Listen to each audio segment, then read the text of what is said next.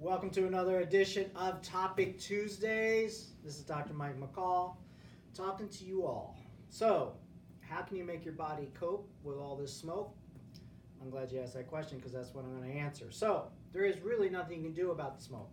I've seen people walk around with those masks, not a bad idea. But one of the most overlooked things for lungs and asthma and allergies is a very simple thing, and that's water. I said it, water. Now, I've talked about water before. I have it in my blog. But as I was doing more water research, one of the easiest things you can do if you have zero money and access to water is to drink water. The lungs are very sensitive to dryness. When you start to get dry lungs, that's what can create a cough. So water is a tremendous thing. Now, the other part is you want to, and I don't normally prescribe this to my patients, but the high-dose synthetic B vitamins is really the kind of vitamins that most people buy.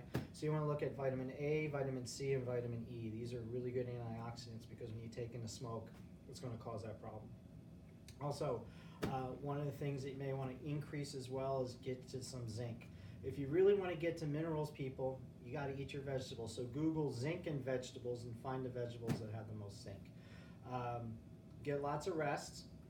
If you feel tired, blame it on the smoke. If you feel sick, blame it on the smoke. If you feel foggy-headed, blame it on the smoke. So for now, blame it on the smoke. Even though you're not smelling it or tasting it, you're breathing it in. So don't get worried about anything more than it's probably the smoke. So what do you got to do? You got to drink your water. You got to take your high-dose vitamins such as vitamin A, vitamin C, vitamin E. That's what will help you through the smoke. And don't stress yourself if you're not feeling that well because smoke is a big, tough thing. So with that said, don't choke on the smoke. This is how you cope, and we'll see you next Tuesday.